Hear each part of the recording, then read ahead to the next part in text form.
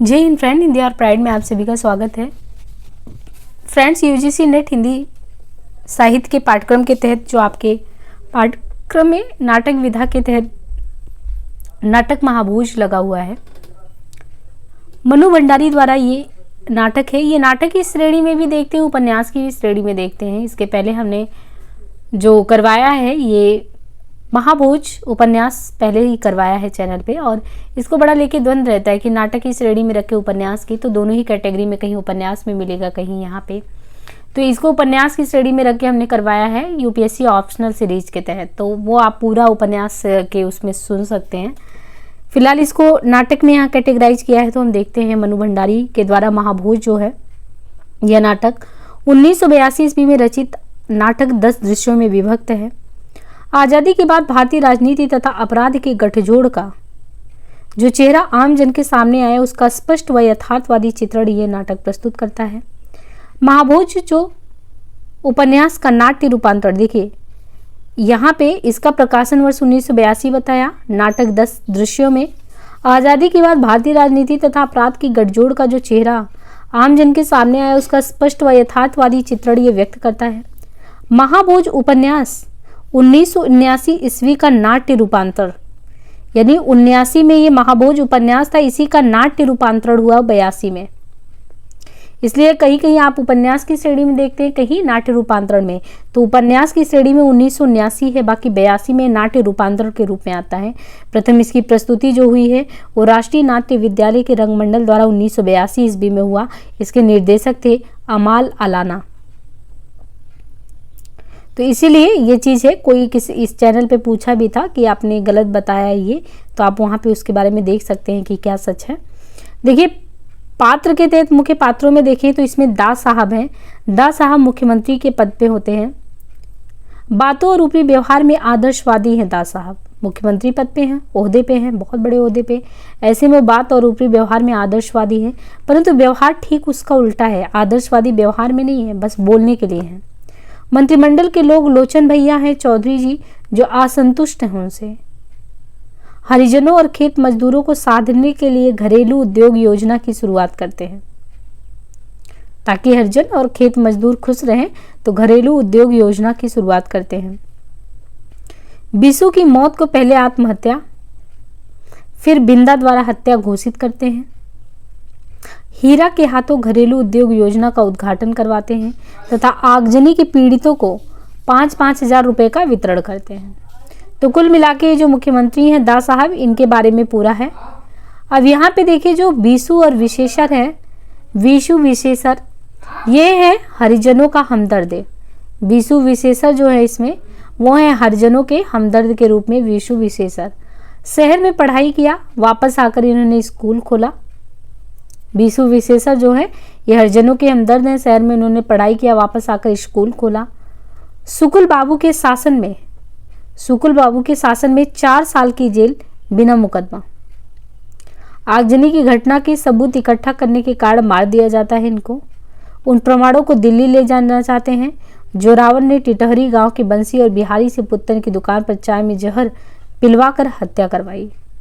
तो ये जो बिशु और विशेषर जो कि हरिजनों का हमदर्द बनता है, शहर में पढ़ाई किया, वापस आकर यहाँ पे स्कूल खोलता है। तो यहाँ पे जो सुकुल बाबू हैं, सुकुल बाबू के शासन में 4 साल की जेल, वो भी बिना मुकदमा के। आगजनी की जब घटना होती है, उसके सबूत इकट्ठा करने के कारण इनको मार दिया जाता है कि आप ये चीज़, मतलब वहाँ पे गांव में आगजनी हुआ तो उस घटना का सबूत इकट्ठा करके सोचे कि हम दिल्ली में इस प्रमाण को ले जाएंगे और सजा वगैरह दिलाएंगे। लेकिन जोरावर ने टिटहरी गांव का बंसी और बिहारी, इससे पुत्तन की दुकान पर चाय में जो है जहर पिलवा कर इनका हत्या करवा देता है विशु विशेषर का। बिंदा कौन है? बिंदा है विंदेश्वरी प्रसाद। ये विशु का बहुत ही पक्का वाला मित्र था, अभिन्न मित्र। लगभग 8 महीने की इनकी दोस्ती थी बिंदा विंदेश्वरी पाठर का विशेषर या विशु से। उसे पता चलता है कि हरिजनों का हमदर्द था, विशु को मार दिया गया इस तरह। विशु के संघर्ष को ये आगे बढ़ाता है बिंदा। शहर का रहने वाला है बिंदा और रुकमा का पति है। रुकमा के पिता की मौत के बाद खेती संभालने ये गांव आया है। वैसे तो ये बिंदा जो है शहर में रहता है, रुकमा का पति, लेकिन रुकमा के जो पिता है उनकी मृत्यु हो जाती है, तो उनकी मौत के बाद ये खेती संभालने गांव आया था। अंत में विशु की हत्या के झूठे आरोप में ये स्वयं बिंदा को ही लोग गिरफ्तार करवा देते हैं। सक्सेना यहाँ पे कौन है? सक्सेना एसपी जो है, हत्या की तहकीकात के लिए भेजा जाता है एसपी को। जोगेश्वर महेश हीरा बिंदा की गवाही लेते हैं, मतलब गांव में आते हैं तो वो जोगेश्वर महेश हीरा और बिंदा की गवाही लेता है एसपी सक्सेना। जोरावर द्वारा विशु की हत्या करवाने का खुलासा, इसलिए सस्पेंड, यानी जोरावर के द्वारा इसने विशु विंदेश्वरी प्रसाद विशु का अभिन्न मित्र है, लगभग 8 महीने की दोस्ती और विशु के संघर्ष को ये आगे बढ़ाता है। शहर का रहने वाला है, रुकमा का पति है। रुकमा के पिता की मौत के बाद ये खेती संभालने गांव आया होता है। अंत में विशु की हत्या के झूठे आरोप में इसे गिरफ्तार कर लिया जाता है। यहाँ पे सक्सेना है, सक्सेना एसपी, हत्या की तहकीकात के लिए भेजा जाता है और ये गांव में आकर जोगेश्वर महेश हीरा बिंदा की गवाही लेता है। जोरावर द्वारा विशु की हत्या करवाने का खुलासा, इसलिए ये सस्पेंड कर दिया जाता है। ईमानदारी इसके अंदर है, सत्यनिष्ठ है, करुणावान भी है सक्सेना। जोरावर जो कि जोरावर जो है ये सरोहा का जमींदार नुमान और धनाढ़ किसान है। दा साहब का करीबी समर्थक है जोरावर। विशु की हत्या तथा हरिजन बस्ती में आगजनी गांव में धौ से इसका 35% वोट का ये मालिक है जोरावर। दत्ता बाबू ये मसाल साप्ताहिक के संपादक हैं। दत्ता बाबू, अखबार में घाटा इनका चल रहा है, विज्ञापनों का अभाव है और दत्ता साहब से कागज तथा विज्ञापन का आश्वासन मिलने पर सत्ता के समर्थन में ये पत्रकारिता करते हैं। स्वार्थ लोलुप, निष्ठा तथा ईमानदारी का अभाव है। बुद्धिजीवी वर्ग की सत्ता से साठगांठ के ये प्रतिनिधि हैं। महेश जो कि दिल्ली से आया, रिसर्च स्कॉलर एवं सूत्रधार है। आरंभ में तटस्थ, अंत में सक्रिय रूप से विशु के हत्यारों को पकड़वाने में भागीदारी करता है। सुकुल बाबू, ये गौड़ पात्रों में सुकुल जो है, सुकुल बाबू भूतपूर्व मुख्यमंत्री, विरोधी पार्टी के नेता। जो दास साहब है इस समय मुख्यमंत्री, तो भूतपूर्व जो मुख्यमंत्री हैं सुकुल बाबू, ये विरोधी पार्टी के नेता हैं। करिश्माई वक्ता है। विशु की मौत पर प्रदर्शन रैली, सरोहा से उम्मीदवार, जहां का जोरावर है यहां से उम्मीदवार हैं। काशी जो है सुकुल बाबू का विश्वसनीय कार्यकर्ता, इलेक्शन कमांडर जोगेश्वर साहू को चुनाव लड़ने के लिए तैयार करता है। अप्पा साहब सत्तारूढ़ पार्टी के अध्यक्ष, लखन को चुनाव में खड़ा करने के कारण दा साहब से नाखुश है। अप्पा साहब जो है ये सत्तारूढ़ जो पार्टी है उसके अध्यक्ष लखन को चुनाव में खड़ा करने के कारण दा साहब से नाखुश है। पांडे जी दा साहब के निजी सचिव हैं। लखन दा साहब का विश्वास पात्र, सरोहा चुनाव के लिए प्रत्याशी है लखन। जमुना बहन ये दा साहब की पत्नी है जमुना बहन। सिन्हा डीआईजी विशु की आत्महत्या वाली रिपोर्ट तैयार करवाते हैं। भवानी मसाल का सहायक संपादक है। नरोत्तम ईमानदार प्रेस रिपोर्टर, सच्ची रिपोर्ट छपवाना चाहता है विशु की हत्या तथा आगजनी वाली, तो नरोत्तम सच्ची घटना को छपवाना चाहता है। रत्ती जो दा साहब की पीए है, दा साहब का पीए है रत्ती। मोहन सिंह सक्सेना का सहयोगी पुलिस कांस्टेबल है। हीरा बिरजू का बाप है। हीरा जो है इसमें वो बिरजू का बाप है। रुकमा बिंदा की पत्नी है। विशु की ये स्कूल की दोस्त है। भैरव सिंह सरोहा का थानेदार, जोरावर का चमचा। लठै जोरावर का आदमी, लड़की जोरावर की लड़की। जोगेश्वर साहू सरोहा का बनिया। और विशु की लाश पहले इसी ने ही देखी थी, जोगेश्वर साहू ने। कथा क्या है? नाटक सरोहा गांव की पृष्ठभूमि में रचा गया है जहां विधानसभा चुनाव होने वाला है। यह सरोहा गांव के निवासी विशु की मौत से शुरू होता है कथा। विशु के पास गांव में हुई आगजनी की घटना के सबूत थे जिसे वह दिल्ली ले जाना चाहता था, इसी कारण उसकी हत्या हो जाती है। चुनावी माहौल में इस हत्या का सत्ता पक्ष और विपक्ष द्वारा भरपूर भी उपयोग किया जाता है। विशु के संघर्ष को बिंदा उसका दोस्त आगे बढ़ाता है, पर अंततः वह भी व्यवस्था के कुचक्र में फंसकर सलाखों के पीछे जो है पहुंच जाता है। प्रमुख उद्धरण है इसमें कि मेरे आदमी और सोए आदमी में अंतर ही कितना होता है, भला बस एक सांस की डोरी, वह टूटी और आदमी गया। सूत्रधार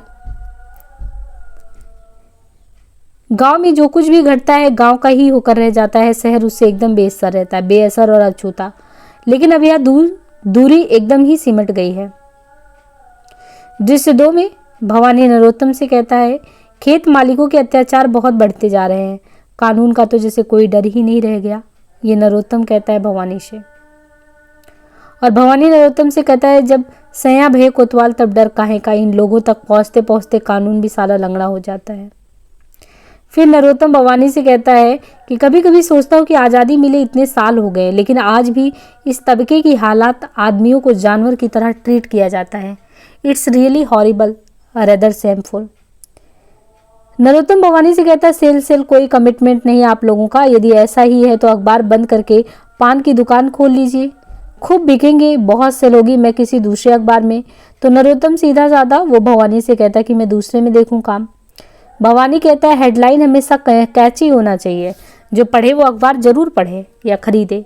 तो ये भवानी का कहना। लेकिन नरोत्तम यहाँ पे अपनी पत्रकारिता जो है स्वच्छ पवित्र पत्रकारिता करना चाहता है, ईमानदारी से करना चाहता है कार्य को। दत्ता बाबू जो है वो बिना सरकारी विज्ञापनों के और कागज के पूरे कोटे के कहीं अखबार चल सकता है भला?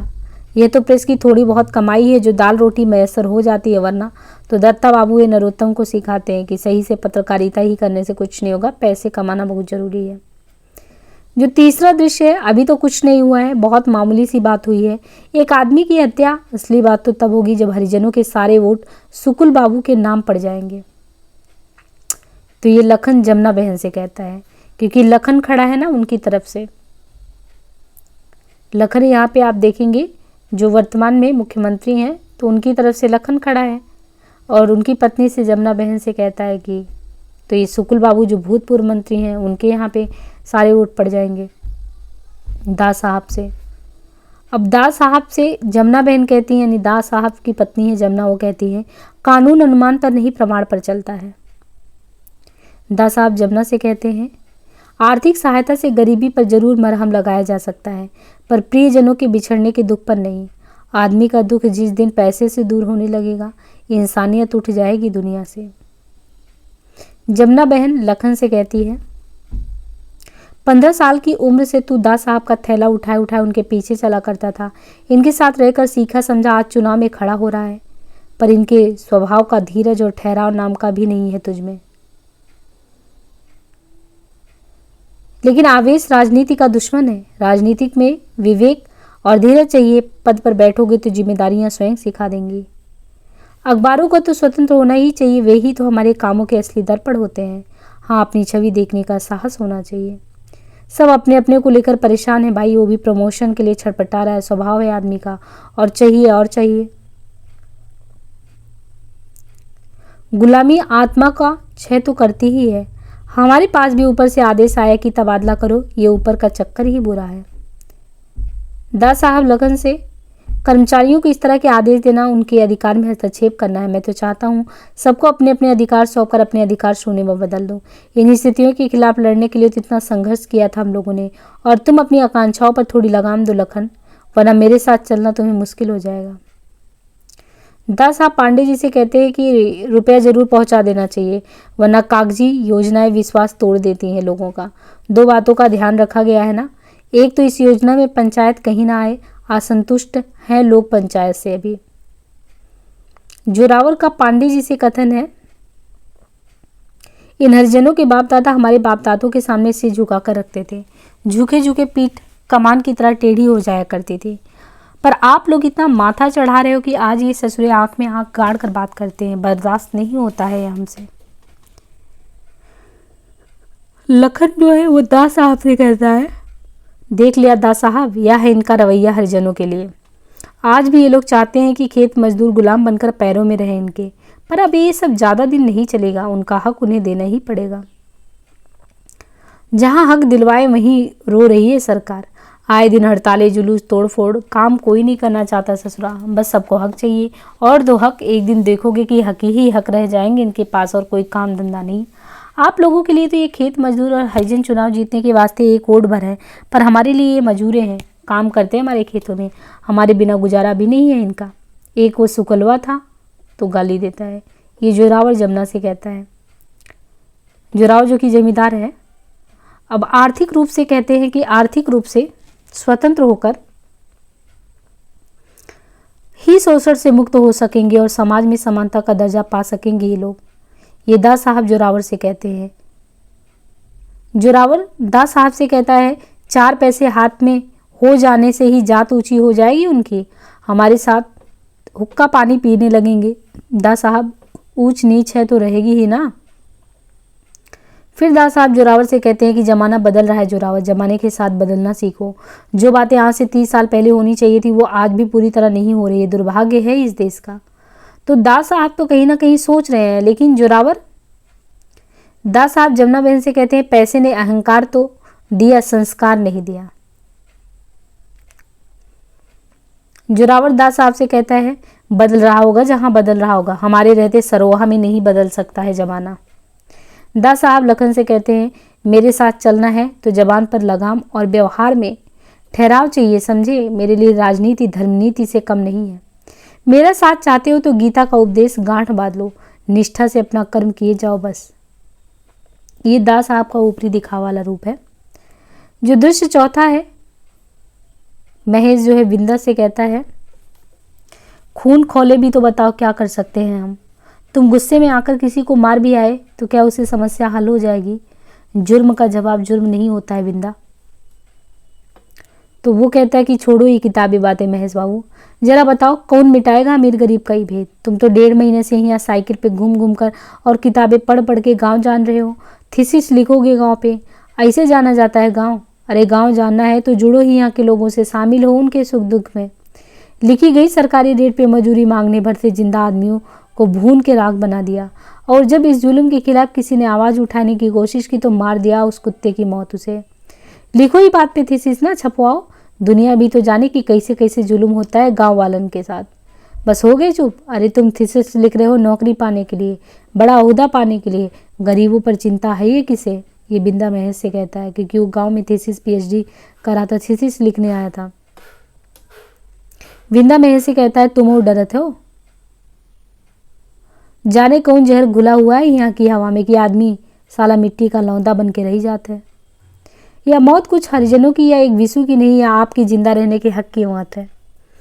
या मत समझिए कि मैं आपको यहाँ हक दिलवाने आया हूँ, नहीं, उसे तो आपको खुद लेना है, मेरे पास है ही क्या। गांधी जी ने क्या किया था, सदियों की गुलामी और शोषण से मुर्दा हो गए लोगों को देने के लिए उस लाठी और संगीटी वाले फकीर के पास था ही क्या। उसने तो बस लोगों के टूटे हुए हौसले को जोड़ा, सोई हुई ताकत को जगाया, बिखरे हुए लोगों को एकत्रित किया और अंग्रेजी राज का तख्ता पलट कर रख दिया। इसी तरह आज यदि जनता अपनी पूरी ताकत के साथ उठती है तो कोई नहीं टिक सकता उसके सामने। इन मुट्ठी भर खेत मालिकों की तो औकात ही क्या। ये शुक्ल बाबू जो भूतपूर्व मुख्यमंत्री हैं वो आके स्पीच देके जाते हैं।